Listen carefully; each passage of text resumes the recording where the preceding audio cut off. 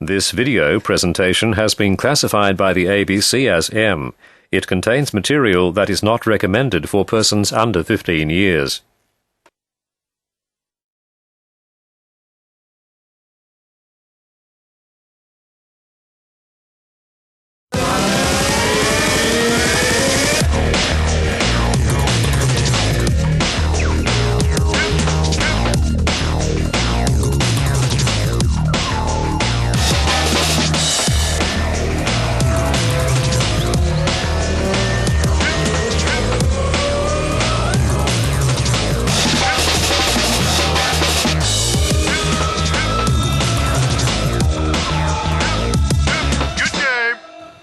Hello and welcome to Good Game, the show for gamers, by gamers. I'm Junglist. And I'm Kapowski, and I've got to say, Jung, I'm totally stoked about tonight's show.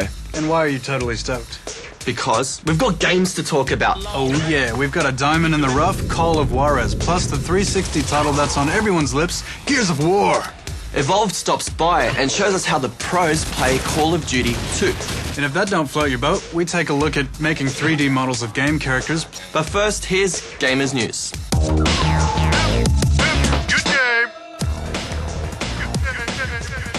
Bungie have announced that the Halo 3 multiplayer beta will be available to anyone with a 360 around the second quarter of 2007. A vote on the Twitch Guru site has decided which slang terms will be included in the Australian version of Office 2007. The terms sickie, Sheila, and bogan have been confirmed. And in a landmark legal battle, the CSIRO have succeeded in claiming royalties from Buffalo, a US-based manufacturer. The CSIRO had patented the use of their wireless transfer technology, also known as Wi-Fi, in the late 90s. Although this could set a precedent resulting in royalties on any WLAN product made, the CSIRO still faces many challenges as it continues unfinished legal battles against the likes of Dell, Intel, Hewlett-Packard, Netgear, and Microsoft.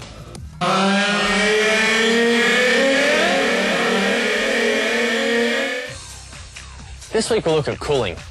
In the past, air cooling has been the de facto standard, able to provide ample cooling without too much noise. As graphics cards and processors become more powerful, however, water cooling is starting to come in as a new, more common standard. So which setup is right for you? If you don't plan on overclocking, the stock heatsink and fan should just be fine. But if you do plan on overclocking, or use a high-end CPU, a third-party cooler is a must. While air cooling is sufficient in most cases, it's only if you have a very high-end CPU or plan on serious overclocking that you'll need water cooling. As we have one such very high-end CPU, we're going to be going with water cooling in our system. An average water cooling setup will contain a radiator, water block, fan, reservoir, pump, and a few lengths of tubing. While there are other items you can add to your water cooling loop, those are the basic essentials. When installing your water cooling loop, there are a few different ways of configuring it.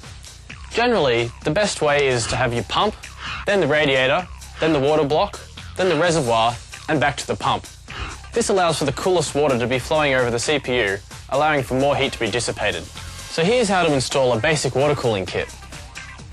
First step is to prepare the CPU. Now, we've already put heatsink paste on our CPU, so it's prepared. Next, you'll need to place your water block near or on the CPU so that you can figure out the approximate length of tubing that you'll need. We've already cut our tubing to lengths so that it fits between the radiator and the pump and the water block. So let's attach the tubing onto the water block. You need to make sure you put the collars onto the tubing beforehand, otherwise you'll have to pull the tubing off and start again. Make sure you connect both at once. Now that they're connected, you'll need to connect it onto the pump and the radiator. Then connect the other one. Place the heatsink over the top of the CPU in pretty much the position that it's going to finish in. Have the bracket for the CPU ready so that you can place it on with one hand while the other one holds the block down. Screw the block down using the provided screws, making sure that there's an even pressure on all four corners of the block. This particular system has a spring mount system on the bottom of the motherboard, so we don't need to worry about a spring on top. The next step is to add the coolant into the system. Use a funnel. Coolant usually comes in a bottle like this, or you can buy deionized water and add your own coolant. Once it's reached the full height, you may need to turn on the pump in order to circulate the water through the system, then repeat it. When the reservoir appears to stay full, that may not mean that you've had all the air bled out of your system. So put the lid on the reservoir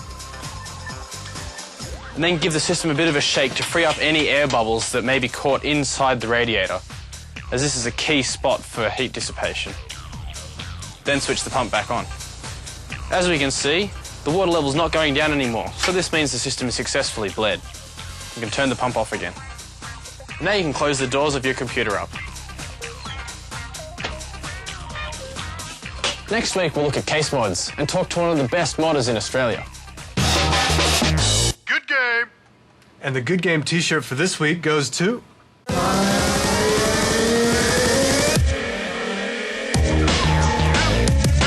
game! Whoa! Can you name the game for this week? Here's your hint. It was developed by Weston for the Sega Mega Drive in 1991, but the original was released on the Commodore 64. It features the usual fun landscapes and addictive gameplay that appear in most good RPGs. Good luck. Whoa! Good game! Who's next? Yeah, that was beautiful, baby. State your name, soldier. Private Augustus Cole, Alpha Squad, sir. War is the name, Gears of War is the game. The exclusive Xbox 360 title has finally hit the shelves. In Gears of War, you play as Marcus Phoenix, a man made for two things: kicking ass and chewing bubblegum. And believe me when I say this guy is all out of bubblegum. I expect you to give me 110%, Phoenix. I'm not doing this for you. Move!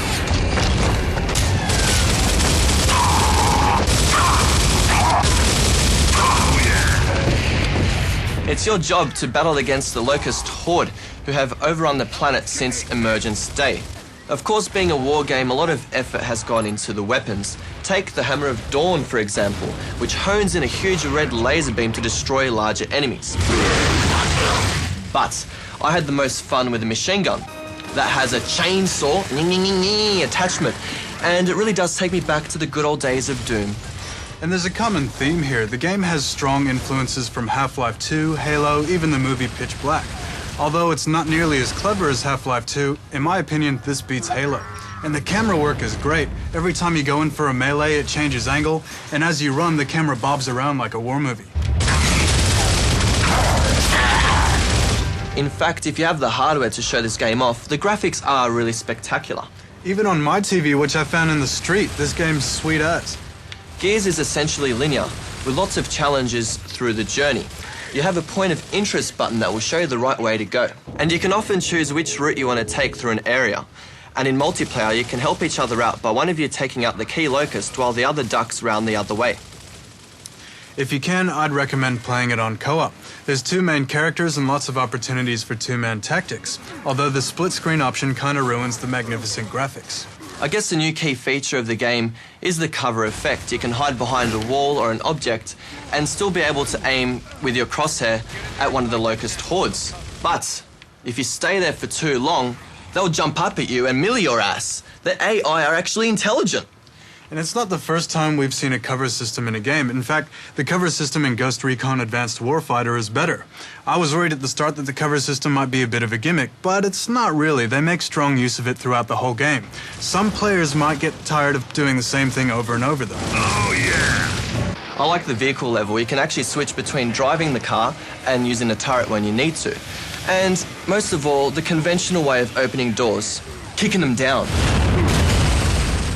Well, despite its apparent flaws, Gears of War knows its strengths, and it concentrates on them. Even though it's not an FPS game, FPS players will love it due to the elements that are just plain badass. I was a bit disappointed with the ending, but I still think it's the best 360 exclusive game I've seen so far. I'm giving it 8 out of 10. What about you, Kapaski? Well, I like the way Gears of War really involves the player. I think the controls are very easy to use, and the weapons are a lot of fun. Though I did find the graphics were a little bit contrasty on my small-ass TV. HD looks great. I'm going to give it 9 out of 10 chooks. The competition to win the Beast has officially closed, and the judges are hard at work watching all the entries. Here's some more, Mr. Nuts. We're impressed with all the entries. Let's take a sneak peek at some of them. Jimmy spends over 16 hours a day playing violent video games. He only ever gets up to eat, sleep, and go to the toilet. Violently. Now, when's the last time you played a game so original that it was almost in a genre of its own? The game is called World of Alex Hempleton, or WOA for short. It revolves around the life of an extraordinary man who works as a mysterious special agent with his brother Sven Hempleton. Together they are the Super Hempleton Brothers. Hi, I'm Kapowski. And I'm Junglist, and welcome to the segment we like to call... Bad Game. I'm gonna have to give myself 10 rubber chickens because I've got an awesome beard. Well, I can't really give myself any rubber chickens because I'm not good at the games I play, except DDR. Yeah! I can win medals! So thanks to all who entered. The winner will be announced in our last show on December the 12th. Good game!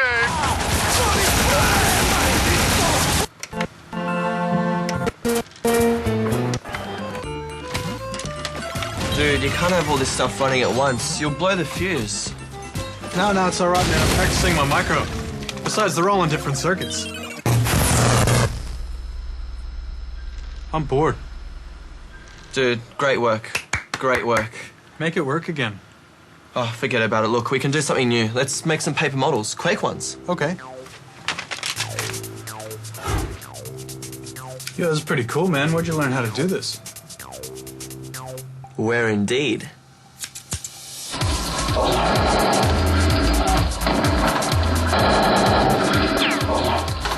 Bartik Joshi, welcome to Good Game. You're doing a PhD in surgical science and you're also a paper modeler. Tell us about that. Part of my PhD work, I needed to try to take models that were in the computer, so polygonal models, and turn them into flat textures so we could texture them properly so they'd behave very well in our surgical simulation environment. I thought it would be interesting to sort of try to apply that same unfolding technology to actual characters from Quake. And what I did then was that I took the models and I wrote some custom code to take the models out of Quake, and then I fed them into Pepakura Designer, in which you can do sort of a semi-interactive unfolding. I printed it out and I actually made the model and I stuck up a picture on my website. I got a couple of emails about it because people seemed like really interested in getting a copy of it. So what I did then was I went back and I made sure that the unfolding corresponded to the different parts of the model. So for example, I'd have a separate unfolding for the arms, a separate unfolding for the legs, and a separate unfolding from the body. So I put that all together formally and nicely, and then I released that online, and from there I got a lot more interest, and I just kept on unfolding models from various different games. So I got a couple of models from Quake, and I got a couple of models from Half-Life as well, and there are more on the way. Tell us about some of the funny things people have done with your models. Sure. I've heard about people who have made some really, really big copies of the models. So they've made giant copies of them to sort of have them in their office. They're a couple of feet high. People have been taking the models and taking them to sort of really strange places. I got an email from a guy who had an Emmy in his office, so I've got a picture of the Shambler next to an Emmy, which is just kind of weird. How do I put one of these together? Sure, okay. All right, what you do is that you just download the PDF and print it out, so you can just print it out on ordinary paper. The pattern will specify the different parts of the model.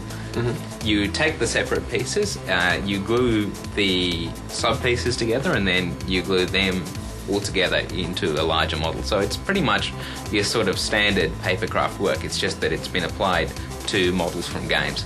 I've also noticed when I was picking this one up, it's got a little bit of weight to it. What did you do there to make it stand? Well, that's right.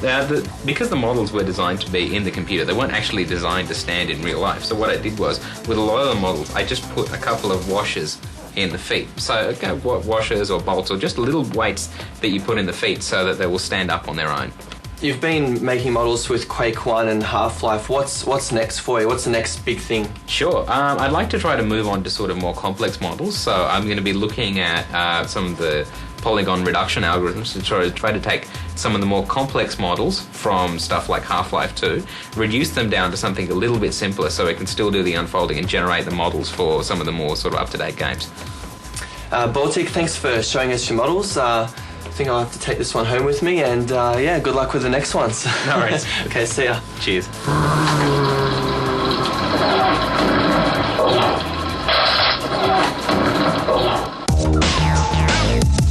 Good game. It's now time for a Call of Duty 2 masterclass.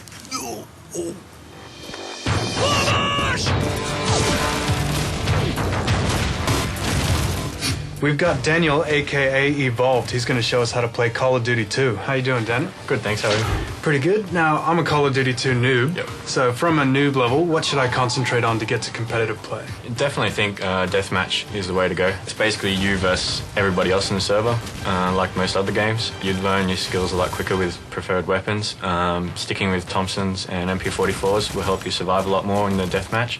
Definitely a good way to learn the maps, good way to learn the weapons, and yeah, get a good understanding for the game. Do I need to burst fire much? Or? There's not much recoil in COD 2, so you can kind of get away with it a bit more with holding the finger down. How important is leaning and not showing most of your body? It's very important. As much as people hate leaning, it's going to mean the difference between surviving and dying straight away, and you don't want to be waiting 2 minutes to respawn again. So basically, if you're standing out in the open, you're an easy target for a good shooter, but if you're leaning off a corner, you're only presenting either your head or your shoulder, so you're a lot safer. So there must be certain choke points on the map that are good to lean? Yeah, some spots are very common. At the start of the round, you'll see people always running through certain parts of the buildings, so if you learn to pre-fire that section, you can get a lot of easy kills that way. This is a big lean spot here. And you can see through this crack. You can shoot to the B-bomb, shoot to the Panzer. So basically, if you know the pre-fire spots, you can just do quick leans. Something like that. Because if you have a look at it from this side, all they're going to see is a little head poking through there or a gun. It's pretty much every time you're coming out from a corner, you're doing the leans first before you come out? You want to check out the location, because there's a lot of people that will just be like, you know, sitting in a corner like this, waiting for you to jump through here, because you can't just walk through it. So people that practice a lot will know spots like that. And that all comes down a bit to knowing your map as well? Yeah, definitely knowing the map, knowing choke points, knowing the bomb positions, knowing the routes in and out of the bomb sites. Definitely the safest and the smartest way to learn. So if I've gotten all that down and I'm good on pub, what sort of skills do the good clans in Call of Duty 2 look for? Definitely an all-round player. You want to have skills in rifling and machine gunning. It's definitely a big bonus to be able to have that kind of flexibility in your team, being able to swap a rifler with a 44 and so on like that. If you want, you can go for a more specialised weapon like a sniper or a shotgun. A lot of people write the shotgun off as like a noob weapon, but you have to be very smart to use it well and to survive in the matches. And when you're in a war, do you have specific roles for team members? Yeah, definitely. With specialised roles such as a sniper and a shotgun, you definitely usually have someone that's dedicated to that role. So you always have one sniper who snipes on every map and one shotgunner who's always shotgunner, because he gets the smoke as well, which is a very important part of the game, especially when you're trying to get into a bomb site or to cover a defuse or retreat from the bomb site. So they're very important roles. So you always have a shotgunner, a sniper. Usually a good mix would be 2 riflers and a 44, something like that. And what about good communication? Yeah, good communications, calling is very important. Knowing, you know, where someone's moving from to where they've been killed, how many enemies they've seen, so you can rotate quick enough. It's a very big part of the game. And your favourite map is? Dawnville, definitely. It's a big map, it's spaced out really well, and it relies a lot on rotation with the team, so it's good for getting your communications down well, and if you have good communications, you do well at the map. Now let's get in the game and show us.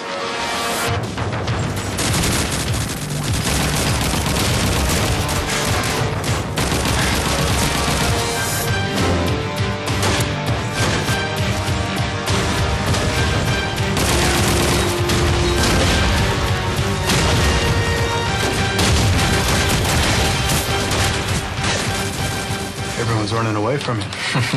Oh, shut the back. So when you're leaning out of a corner, you need to practice holding your breath at the same time as well? Yeah, with the sniper, you hold your breath just to get a better accuracy. So basically, you can see the gun moving around now. That's because I'm not breathing in. As soon as I breathe in, it's sitting still. And then when you run out of breath, it starts to sway again. one of the biggest things that people don't realise is as soon as you're taking that breath, it's not 100% accurate yet until about half a second afterwards. So breathing before you actually lean out the corner, and then once you're out in the corner, you're going to have 100% accuracy.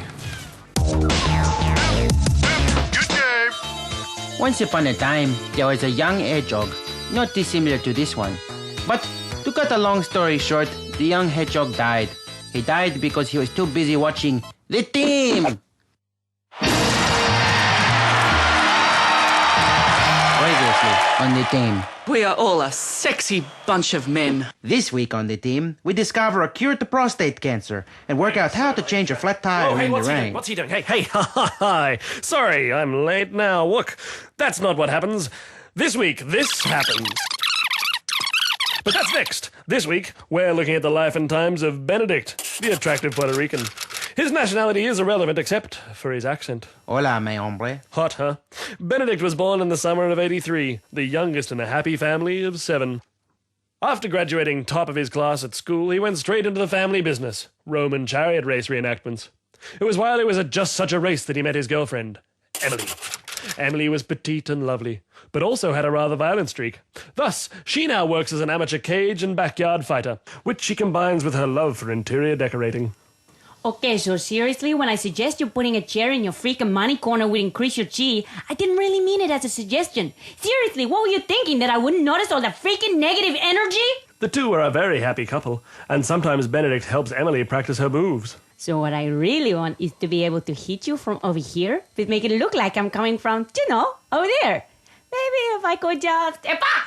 Oh, they look good. What if you did... Ah! Great. That's really good. Thank you. Now, what Virginia doesn't know is any of that. Yes, that. So, Virginia, the little minx, is angling on Benedict for a moment. Hey, Benedict, do you want to see me dance? Unfortunately, as she dances, Simon on the other side of the field notices and begins to put 2 and 2 together. That's funny. Men don't usually dance like that. Wait a second. Yeah, I'm a woman. She doesn't have Tourette's. He's a woman. And thus, all is revealed. Next week on The Team. He's a woman. And the week after that? He's not a he. He is a she. Seriously, yes, she's a man. And you've known now for 2 future weeks. I know. It's just, now I think I like her. Well, stick it out, big man. That's all in the future on The Team. Oh, yeah. Oh, yeah.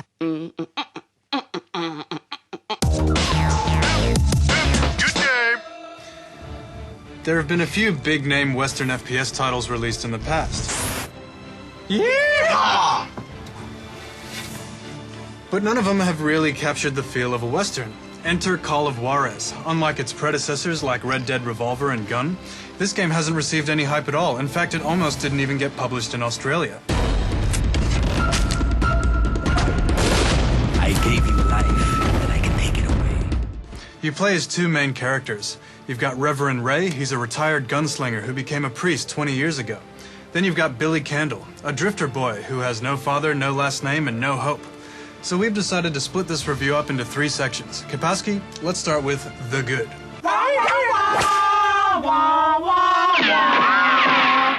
Well, I've got to say, it's been quite a while since I've seen a game with such a great atmosphere.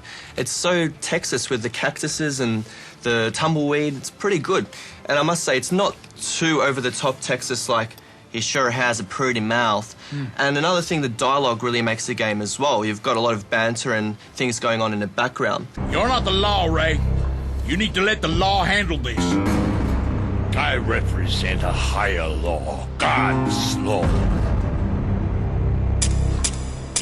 Another thing that makes up the atmosphere so well is the music. It actually changes depending on what level you're in. So if you're in a stealth mode or an action sequence, it really does change.